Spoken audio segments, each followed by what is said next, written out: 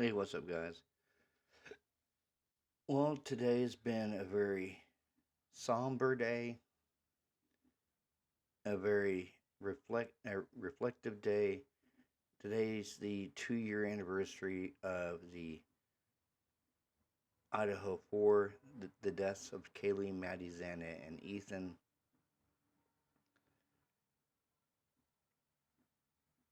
About 4:15 this morning, I was woken up. My daughter came in and said there was, she heard thunder. And she woke me up at 4:15. Now, me being half awake, I didn't realize exactly what the day was until I looked at my phone and I went, holy crap. And then my managing mod, she woke up around 4. And then I found out from a friend of mine tonight, she was woken up around 4 as well. And see, she doesn't really follow the true crime community. She watches a few podcasts, but that's about it. She's not like headstrong in the true crime community.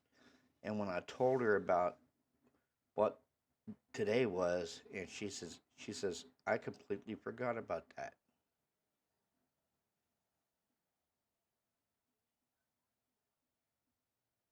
Yeah, we've been connected to this case for 2 years because we want justice for Kaylee, Maddie, Xana, and Ethan.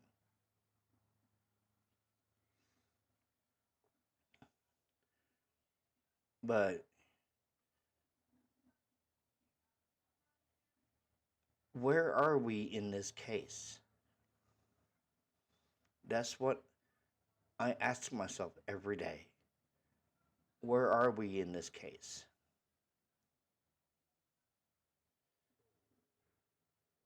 Do they have the wrong guy? Do they have the right guy? I don't think they have the right guy at all. But at the same time, I haven't seen all the evidence.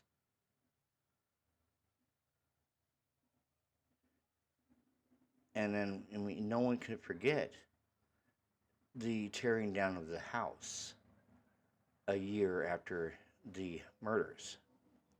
Now we've heard the same things like over and over again.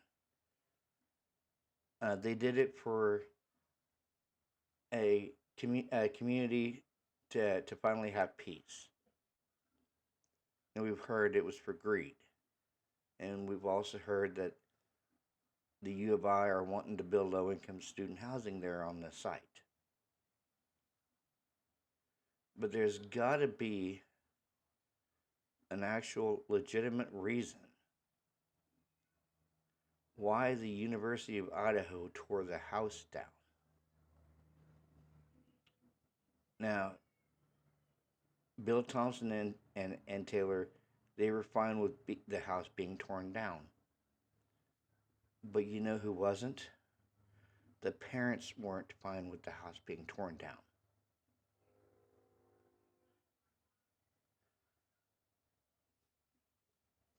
And I hear all the time that the parents have until March of next year to bring that lawsuit that they were talking about bringing. That's the cutoff date for the to sue the city of Moscow and sue the University of Idaho is March 2025. I hope they do sue them.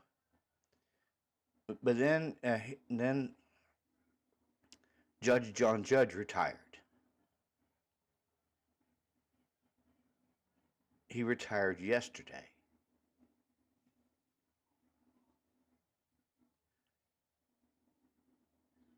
And I wonder what would make him retire. Does he know something in this case that drove him to retirement?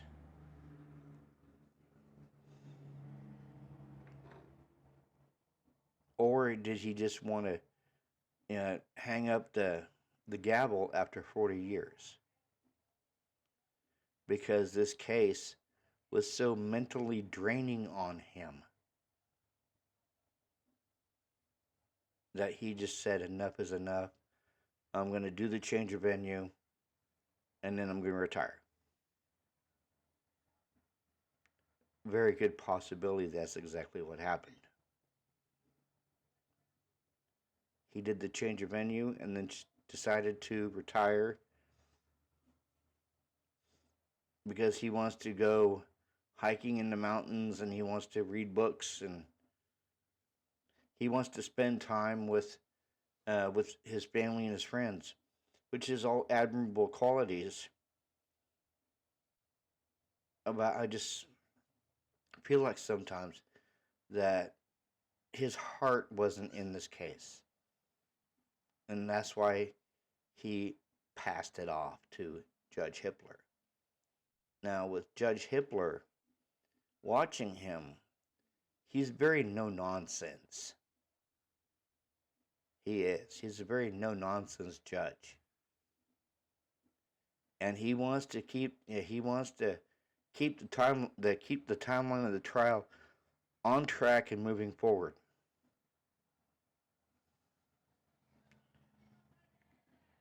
Just like we saw with the hearing on the 7th, where Ann Taylor and Massoth was decrying the death penalty, stating it was cruel and unusual punishment, which it is. And then Ann Taylor stated that there was no death penalty right now, which we all know that there is. There is lethal injection, and then they're building the firing squad. Where they're going to have the firing squad. And I heard exactly what the firing squad entails today. They shoot you 5 times in the chest.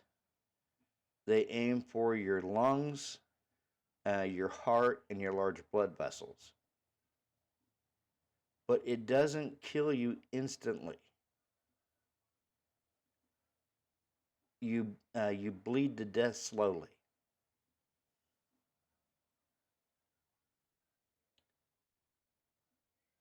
Tell me that is not cruel and unusual punishment, because it is. You stand there and you bleed to death slowly. Where with lethal injection, you basically just go to sleep and you never wake up. Sorry, I've been having a cough the last few days.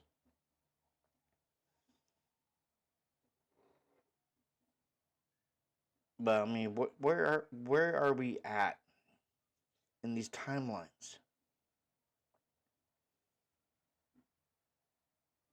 The only timeline that should matter is the court timeline that's taking place right now.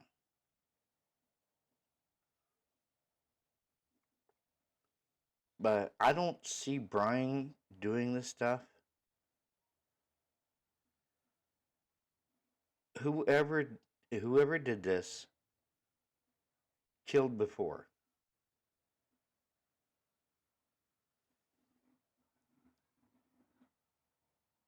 They obviously killed before, whoever did this.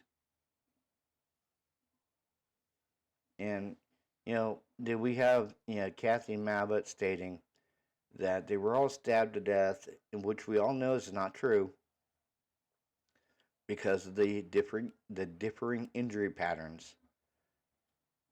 You have Xana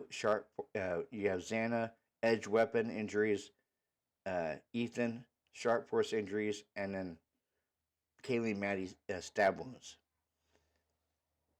But according to Kathy Mabbitt, the stab wounds were more like gouges and tears.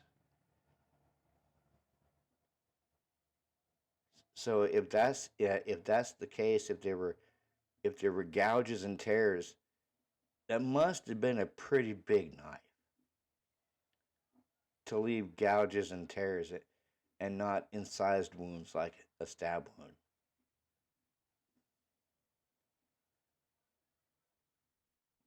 I mean, and I do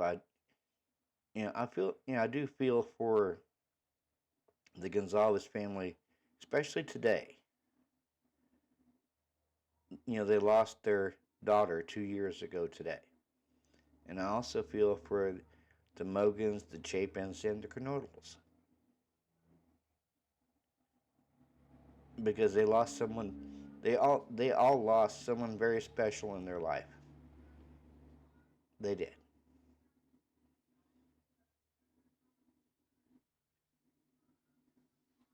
That's what makes it hard about today. Seeing all these memorials and tributes for the victims, and this is why we do it. We do it for the victims. We do it for Maddie, Kaylee, Xana, and Ethan. Now I know I've always ranted and raved about the Gonzalez family, but not today. Not today.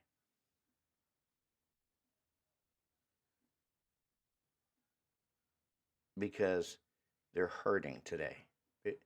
Because it's the 2 year anniversary of their daughter's death.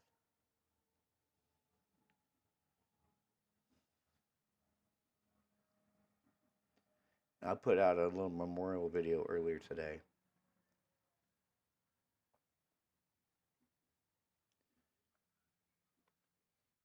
But what they always say: smoke them if you got them. But yeah, everything in this case is just so jacked up. It is. Like we're always hearing about um, the Elantra. Oh, they found this in the Elantra. They found that in the Elantra. No, I don't. Yeah, we've all heard the reports that they didn't find anything in the Elantra, and we've heard the knife sheath, which I can discount the knife sheath. I can. I think it was actually planted because how can one man going into a house with 6 people, and we know now that Xana was awakened on her TikTok. Xana had her DoorDash.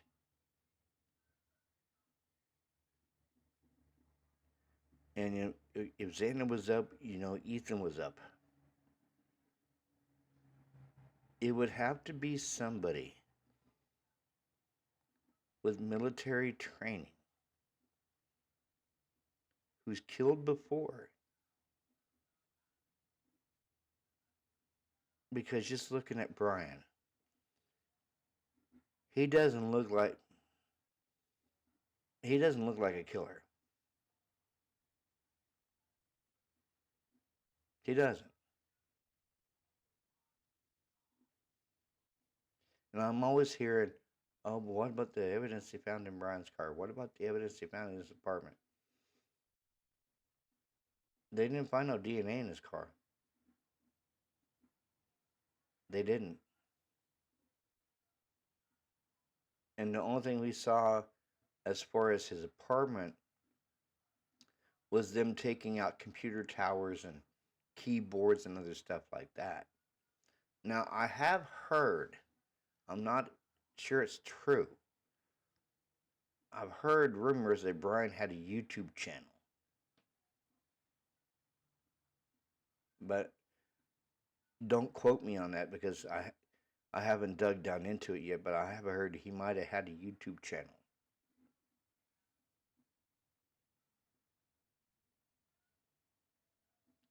And that would explain that person giving those hints out. It looked like he was on either a laptop or a computer recording himself talking into the laptop or the computer. So, you never know. Honestly, you don't. That could have been Brian.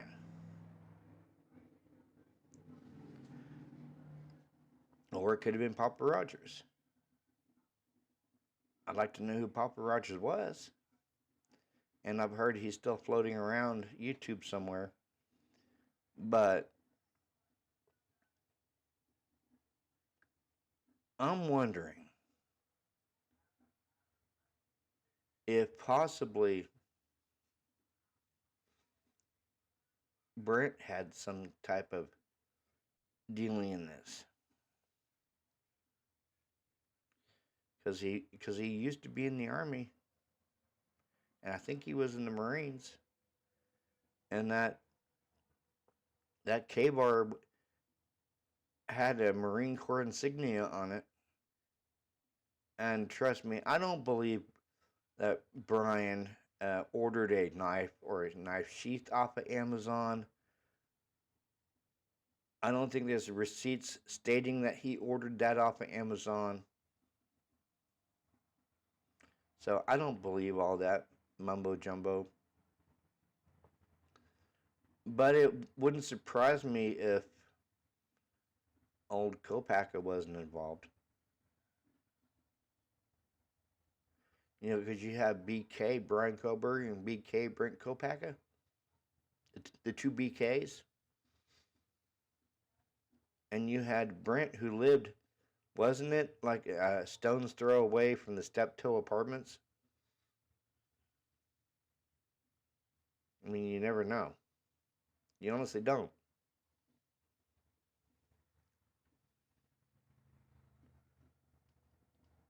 But yeah, I've I really do feel for the families right now, especially today. I really do. Because I have a 24-year-old daughter, a 21-year-old daughter, and a 9-year-old daughter. I don't know what I would do if something like this happened to one of my daughters.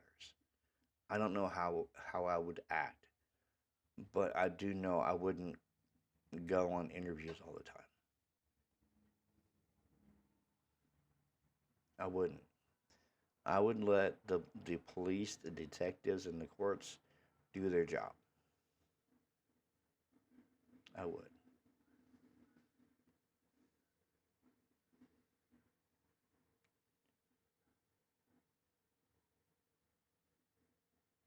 And we all need to remember why we do this.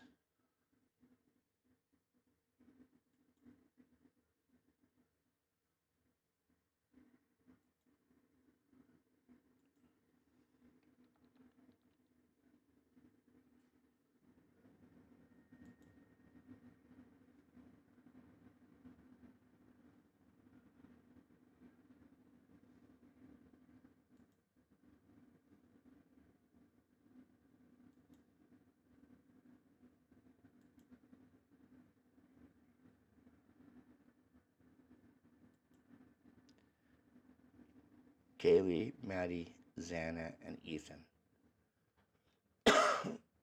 The Idaho 4.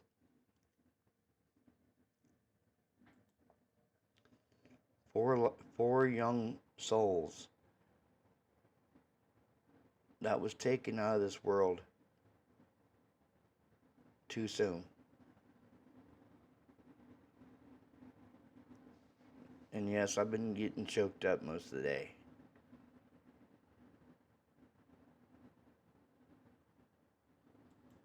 I have. I've been getting choked up most of the day. I think it's just mainly the gravity of today and what's going on in the case as far as basically everything. Now, I watched a video this morning, and it was an interview with Stephen Christie, and I could tell that they were hurting. I could tell that Christie was hurting because she wasn't acting like herself. She wasn't. Because you got to think, it's been 2 years since her daughter Kaylee was taken off this planet, and I don't blame her one bit feeling the way she's feeling.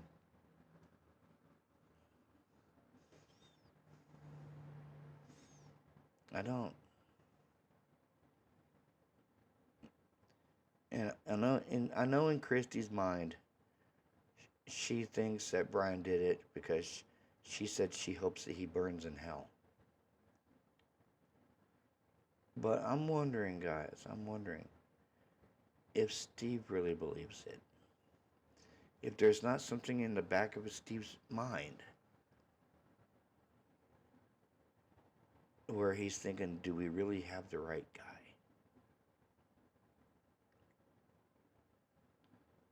Because if you look at Brian, when he's sitting there in court, he doesn't look scared. He looks calm. And he looks like somebody who's wanting to exonerate them, get themselves exonerated. And we always got to remember, guys, it's innocent until proven guilty. And with what happened in Delphi,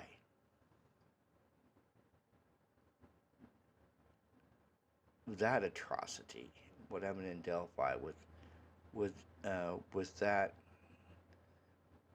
guilty verdict, Brian's goose is cooked. It is. I hope that there's an innocent verdict for Brian. But with what happened in Delphi, there's going to be a guilty verdict. I hate to say it. I don't like saying that. I don't even like that crap coming out my mouth. But there's going to be a guilty verdict because of what happened in Delphi. Now, we all hear the Gonzalez family saying they want justice. They want justice. But do they want justice if an innocent man is put to death? Is that real justice? Is it? I don't think it is. I don't think that's real justice if an innocent man is put to death. That would be more like vigilante justice. Because if this man did it, I'm saying if he did it, why let him drive 2,500 miles across country? Because supposedly they already had his car on November 29th. If that's the case, then why not bring him in for questioning when you, quote unquote, allegedly had his car made? Why not bring him in for questioning? Why let this man drive from Pullman, Washington, 2,500 miles to Albertsville, Pennsylvania on the 15th of, I think it's either the 15th or the 20th of December? That was your own mess up. It was.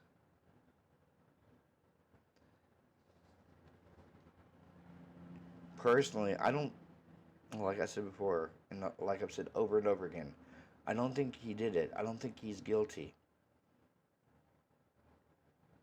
But he does have a right to face his accusers, and he does have a right to fair trial, and is innocent until proven guilty.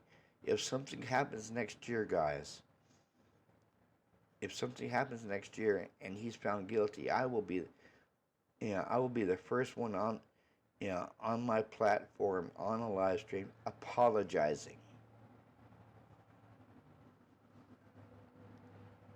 and I will too.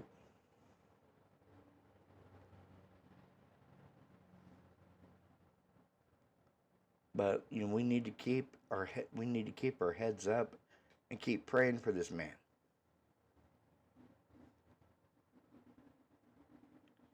Yeah,